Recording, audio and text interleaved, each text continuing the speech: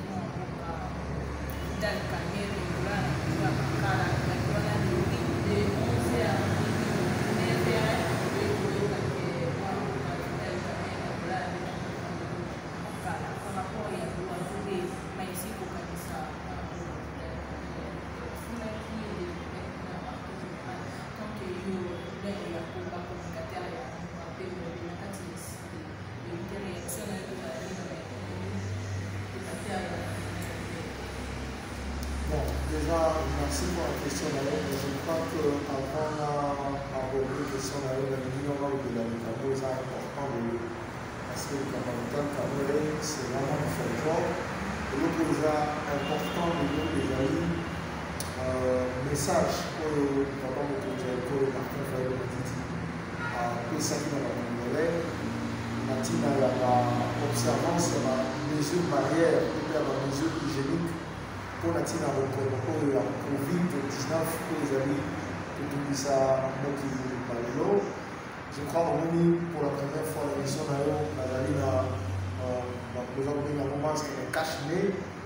pour l'émission on est à moins de 1 mètre donc pour la et puis pour la sensibiliser les Congolais la tina les amis pour moi et c'est côté mission awa na mandele ya Congo donc balanda la mesure barrière wana to sokola maboko na biso à tout moment to éternuer na coude donc bayebi ba mesure nyonso wana to la bonne façon que to freiner propagation ya coronavirus na mboka na biso oyebi déjà que gestion ya Covid na mboka ezali calamiteuse. Le gouvernement totalement démissionnaire et irresponsable, cellule et riposte au Bachaki désemparé, donc Baka ils allaient pour Baxama Mikolo, et Baza pour les Lacuna, Minganga, matériel de protection alité, appareil assistance respiratoire, les alités. Vous voyez déjà que l'infrastructure hospitalière en bon quasi inexistante, donc la condition sur le coronavirus. Jésus en pleure la casse et que vous allez m'enlever qu'on a été. Donc, en tant que leader d'opinion, en tant que communicateur, nous allons dire qu'on a trouvé que c'est un matériel effectivement tout le monde de la base que le Polois a les années. Alors, par rapport à la question de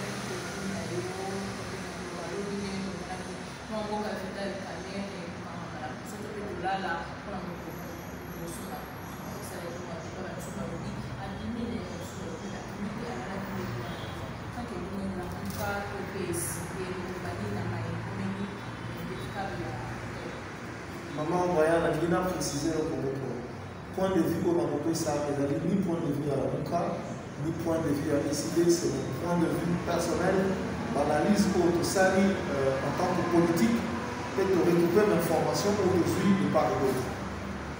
Makambo, tout le monde a dit les alliés au théâtre de chimie. Les Congolais, il faut pas faire la mise pas à la maille. Oui, tata mokonjeko Martin Fayot akokanati na stratégie moko oyo Kabila Félix pe adopté yango asalelaka mingi na nge babenga yango stratégie à stop and go, c'est-à-dire que na moment oyo pression eleki tellement makasi que mpona kobaisse pression wana bapose baacte moko oyo koselaki bato baza kotya pression balembisa pression mpo bango respirer un tout petit peu après, pas continuer pour la ça. Et nous, on est dans le 4. Nous avons démontré que Papa qui Vital Kamerhe, bien sûr, mandat d'arrêt provisoire. Azali dans la prison parce que dans la peau, on a bien qui combattant dans la prison a confirmé que Kamerhe dans la pavillon 8, la prison à Makala, à la Kituna. Mais Papa qui est, mais il y a aussi qu'on a que les alliés opération de charme. Opération de charme, les alliés pour la communauté internationale et la communauté nationale. Vous voyez que l'une des raisons, pour ça que la République démocratique du Congo, tous un programme formalité dans l'institution après tout le monde, notamment Banque mondiale de la FMI, et alliés pour cambier l'institution, la volonté à M. Tshilombo de combattre contre la corruption. Parce que depuis que M. Tshilombo Kabila a fait pour un temps, depuis la fin de la Kiti, la présidence, il y a un gabegie financière, un détournement de deniers publics, un scandale financier de Toka. Depuis à Komawan. Alors maintenant, les Américains notamment, dernièrement, je crois que Peter Fan, les Américains ont dit à Félix, sans que l'unité aide, toi accompagné, il faut lutter contre la corruption. Félix a mis ça à moi, il s'est dit à ça qui a un programme en 100 jours, à Camille, ce qui DG à l'office de route, à Camille, à Poto, tout ça, et ça ne suffit pas parce que n'a pas scandale financier, c'est ça les mains. Comme il y a directeur de cabinet, il a une affaire à 15 millions. Il a octroie un marché public de gré à gré. Ceux qui commandent des maisons préfabriquées. Il octroie ce qui est exploitation minière. Comme il y a un directeur de cabinet, il est en alors, sur le plan international, il y a comme une difficulté. Ce qu'il y a une corruption, il y a un cabinet, directeur de cabinet. Allez, corruption, la carte à cabinet, directeur de cabinet dans Monsieur Kamerhe Yemoko, maman Brian, pas comme les photos à la Karamaye. Monsieur Kamerhe Yemoko, bon, mon équipe à chaque fois que Monsieur Kamerhe a bimisaka zolo na libanda, population baye la kaenzembo. Yewana Kamerhe Moïbi, Yewana, waka kanzembo wana. C'est-à-dire que sur le plan national, sur le plan interne, Kamerhe Azali sous un crédit mon côté. Et puis le col Azali directeur de cabinet à M. Tshilombo, par ricochet, M. Tshilombo paie Azali crédit mon côté. Parce que le peuple va dire que M.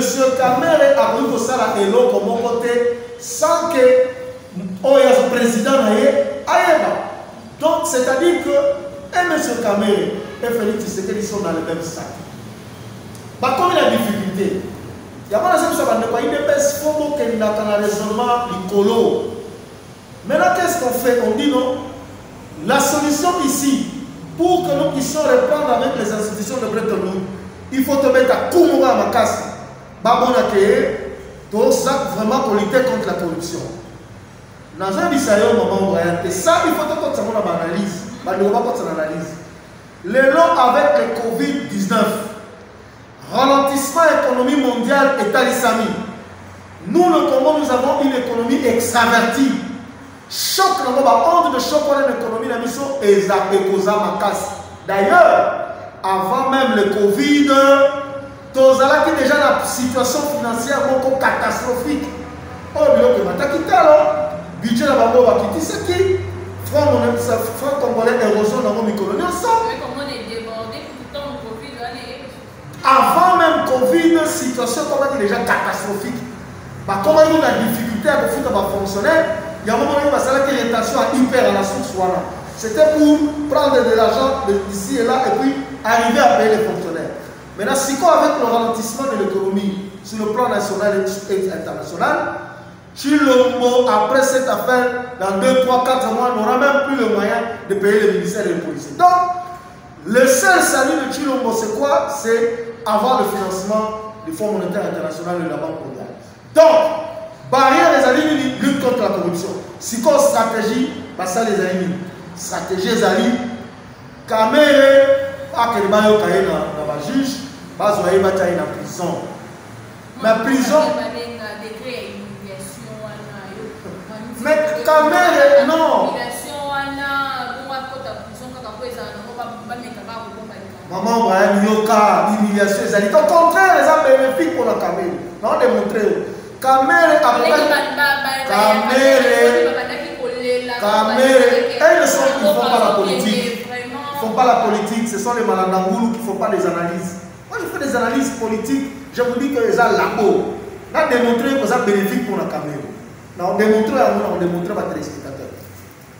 Et ça bénéfique pour la pourquoi? Humiliation, c'est que la Kamere a dit que les lots, justice congolaise, Basali-moi, mascarade, Nabamone, Basala, justice congolaise, procès à l'hôpital, laver Kamere, rendre l'arrêt, balobino, tosali banquette, directeur de cabinet, Azali na likambote, tout ça va libérer. Yéli Sanga, maman Brian, Nathan Gowana, par rapport à mon colalelo, Kamere, a plus grand ou bien a petit.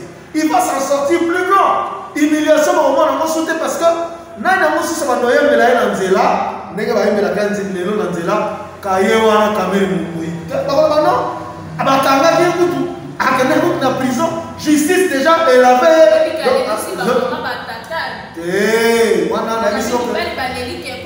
Monsieur Kamere c'est un vicieux. Monsieur Kamere c'est un vicieux. Il sait prendre le risque en politique. Ça il faut le lui reconnaître. C'est vraiment un vicieux qui peut prendre le risque. Il sait qu'il sortira de la prison plus grand.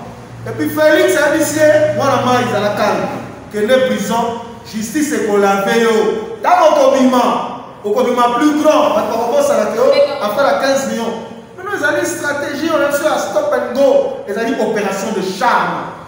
Qu'est-ce que Kamere gagne dans cette opération? Kamere va se refaire une santé politique. Parce qu'on a rappelé un autre maman Brian.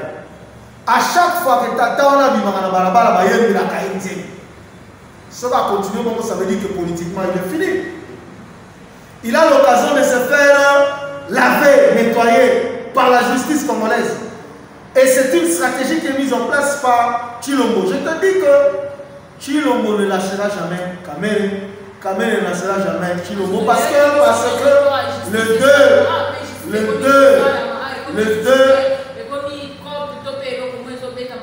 les deux ont pour autorité morale Joseph Kabila. Maman Brian, mais pour que nous avons commencé à réfléchir à ma démocratie congolaise. Donc vous croyez qu'avec le problème de la justice, tout ça, on a un beau chaos. Bokola là, Bolamuki, tout le monde est à droit. Mais ce que justice, c'est là qui a solo état de droit, maman Royal. Tout le monde a un dossier, il y a 200 millions de gens à la table. Avant que tu aies un dossier de 200 millions, Charnier à Maloukou. Tout le monde a la table. Quand on a un sapou, des milliers de gens massacrés, tout le monde a la table. Bouloulé Congo, tout le monde a la table. Détournement à bon 15 millions, tout le monde a déjà. Yo sommes déjà. Un dossier, on a mis ensemble, ils ont la carte. Jeannette Kabila, on n'a pas bien la justice. Zoé Kabila, on n'a pas bien la justice.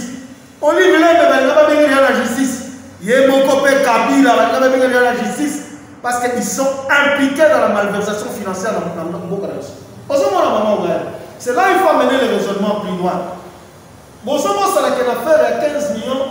Félix Tshisekedi a soutenu Vital Kamerhe. Il a fait ça verbalement. À mon dit que le peuple est milliard voté, communauté internationale est milliard voté. Si Koyo, oui, alors que ça les trois commissions, c'est normal chez nous, il a soutenu son directeur de cabinet. Maintenant, si Koyo a dit non, il faut tout laver par des voies légales. Parce qu'en lavant Vital Kamerhe, il y a beaucoup Félix pour se laver. On a dit que Vital ne peut pas faire toutes ces malversations financières sans la bénédiction de Chilombo. Le Chilombo est impliqué. Donc, stratégie Zali, on a rappelé que c'est un mandat d'arrêt provisoire. Le lot peut avocat n'a pas la libération provisoire pour bouger l'huissier. Donc, à la présomption d'innocence. Et c'est le moment que moi, procès, comme que ça, 1 mois, 2 mois après, ou 3 mois, la l'huissier la prison va laver, oh non, à ça, quitte. À ça, il y a le côté, ça, bah, quand ça a été abimi, donc, Peto.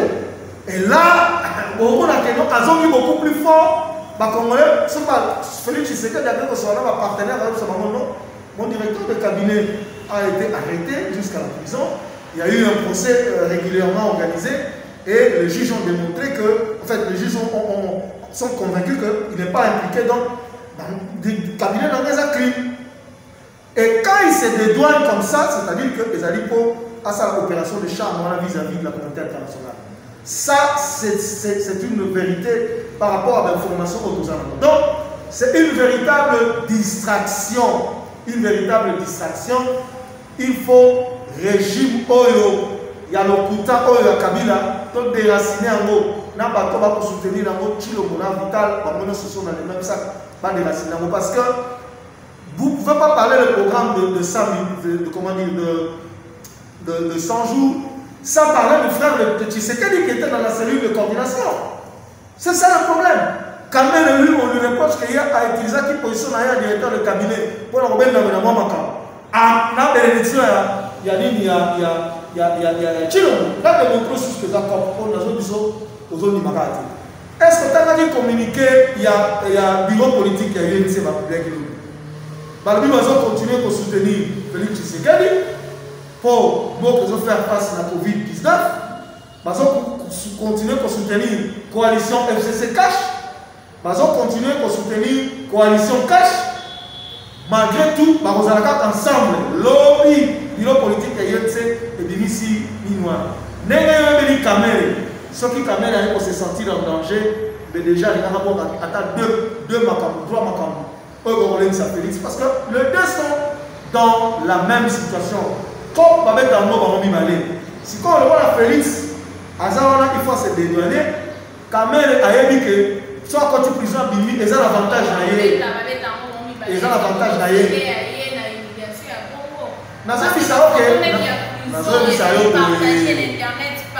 Maman, pour la bino, ils ont humiliation. Mais pour la caméra, ils ont eu l'occasion de se faire une santé politique. Ils préfèrent quand on est en prison, tant qu'on a se victimiser, à bénéficier de la sympathie. Attends qu'on humilie les lots. Ce qui justice pour lui, et ça de l'autre côté. Humiliation, humiliation est comme à gloire. On savait qu'il y a un lobby que Vital Caméra a été trahi chez Fati. Tout le monde dit que le lobby qui a un mouvement trahison, il faut pas qu'on ait il y a des politiques. Il y a même des combattants, il y a des personnes qui ont oh, mariage, c'est caché 4 ans. Bon, il dit le célibataire de Chilo Mouna Kabila. Parce qu'on a dit que aussi là, il est aussi là parce que Chilo Mouna Kabila ne va pas dire. Chilo Kabila, Félix, n'a Vital Kamere ne va pas dire. Bino stratégie dans le monde de célibataire. Je te dis que c'est une opération de charme. Et donc, dans quelques mois, peut-être 1 ou 2 mois, Vital va sortir plus grand. Normalement, ce qui vraiment Vital Kamere ne va pas payer. En principe, dès que le juge a un mandat d'arrêt provisoire, il faudra qu'il va exiger des missions. Vous ne pouvez pas amener le directeur de cabinet du président de la République. Il a rang de vice-premier ministre pour me mettre en prison sans qu'à démissionner pour ça. Même quand la justice est bénisacrée, pour que les juges puissent faire correctement son travail, il fallait déjà démission. Moi, je suis si vous avez un directeur de cabinet. Il fallait passer à la avant. Donc, je vous démontre que les alliés théâtre de chez nous, les opérations de charme, au bâtiment, on a dit ah, je sais bien solo, alors nous avons la corruption, communauté internationale, par les mises en pression. Après, Vital Kamera, plus grand, il y a la humiliation de l'autre. Mais 24 mois, il dit que l'homme est à la humiliation, non, on a vu ça, la humiliation. Comment dire stratégie, même moi, en exemple, avant, comme à la gloire, la humiliation qui est dans notre pouvoir. La stratégie, c'est comme ça.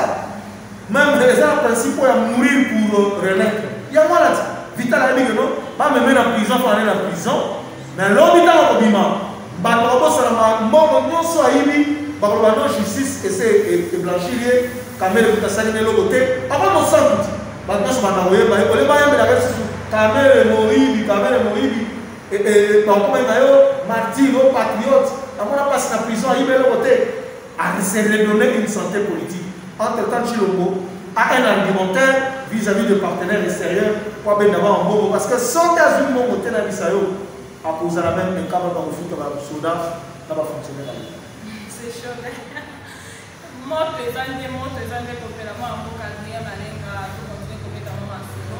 Pour aller vraiment dans le combat, moment où il y a pas ce moment, pour aller sur le plus démocratique du monde, il y a eu ça continue pour comment où il y a eu le parquet général pour éviter la carte il y a pas de droit, là, sauf que tout ça qui n'a pas d'âne, mais tout ça, là, qui n'a pas d'âne, tout est évacué. À côté de comment on a 15 heures de 8 heures, qui nous 15 heures, général, quand on va pour panta, gaz, massage, des massages, pour éviter la carte il y a un des bateaux qui est belé, on a à toi, ça l'a dit. On de 8 heures, je vais de 8 heures, 15 heures, pour panta, bateau, on a pu éviter.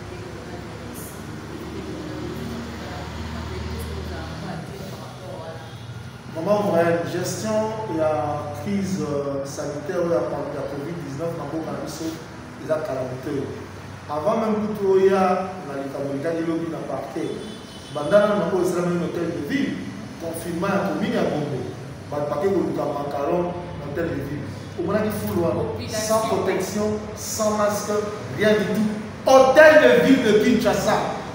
Votre gouverneur a fait ce qui va mesure pour sécuriser la population. Fou la monnaie sans protection. Ce n'est pas sérieux. Il n'y a pas de sérieux. La gestion de la crise, il y a COVID-19, on a proposé calamiteuse et c'est très dangereux. Pour respecter les mesures. Au moment où on a cortège aux l'État, on a 5-10 chips à soldats, il y a des policiers, 50-60 policiers confinés, sans masque, sans rien du tout. Est-ce que c'est sérieux ça? Comment est-ce que la population va comprendre qu'effectivement, malade, il y a une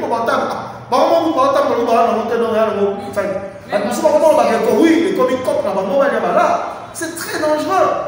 Donc, nous avons affaire à des opportunistes, à des affairistes, des aventuriers qui ont pris le pays en otage au détriment de la bonheur à la Congolais. C'est ça. Gestion est catastrophique. Moi, on ne faut pas mettre ça dans la cellule, il y a une poste, il y a le Covid. Jusque-là, on parle de 1 800 000 $, alors que nous aimons parler de 135, à peu près 135 ou 130 millions de dollars pour la riposte. Personnel de la santé va prendre en charge un malade.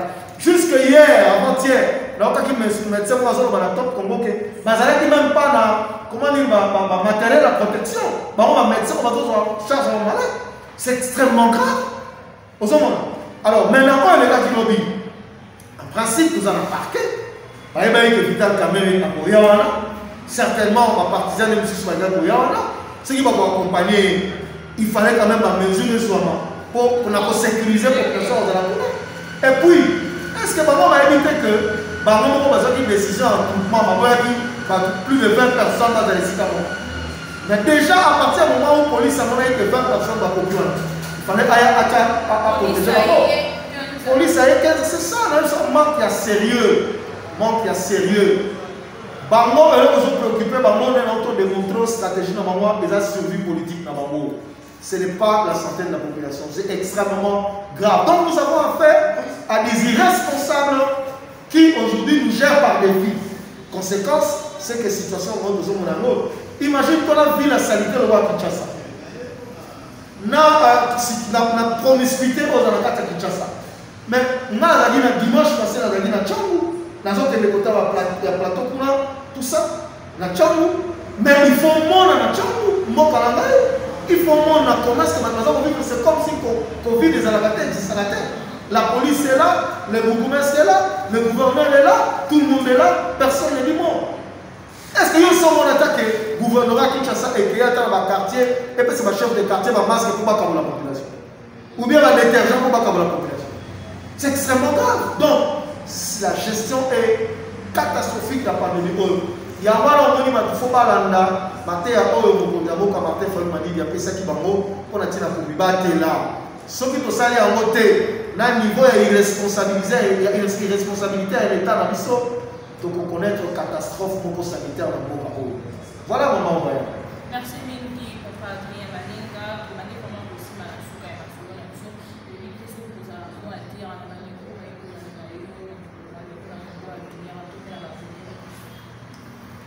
Il y a des ressources, il message de la Covid-19, les alliés le combat, tout y a un moment parce que santé les alliés malonga, aussi dit santé les alliés, ne te fasse non tout mettre le sol en bocaté. Bana bocaté mi batte là déjà tous là qui décimés par les occupants, des millions de morts, plus de 10 millions de morts. On a guerre pour il y a boca mais la biso. Maintenant il faut qu'on permettre cette pandémie que si ça se biso. Bon là la mesure d'hygiène, la mesure barrière oyo vous avez connu Sabino. Bolanda Matéa oyo papa mon conseil Martin Fayou m'a dit après ça Kibino mon conseil Martin Fayou m'a dit abeka ki pembela pour la salle en anglais fundraising, c'est-à-dire récolte de fonds pour la soutenir riposte il y a coronavirus. Bah numéro il y a une Caritas, il y a numéro bancaire, compte bancaire, il y a Caritas. Les aliwana et panzali déjà au Kimobimba.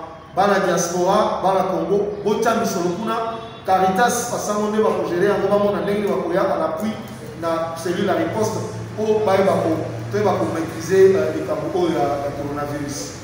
Donc, il y a mis par les amis, donc quand tu as la distraction T, bateau aux la bango, on va diriger par défi, bazala on a mis T, bateau il va pour tout pouvoir, il y a peuple. Na makasi te bisa bino bana soma ko iba mbongo na été pour déjà ceux qui expression à peuple ou détourner en haut mutuana aza sans état d'âme kwa iba miso la peuple les hommes musikate et puis vital kamere chaîne en molai ce que justice c'est solo penza na chilombo na kamere na famille na kabila na bande kwa Félix ba on se parle na molongo parce que baza na kata ba malversation financière na boka na biso. Nous sommes toujours sous occupation. La vérité des urnes est toujours là parce que sans la vérité des urnes, il n'y a pas de démocratie.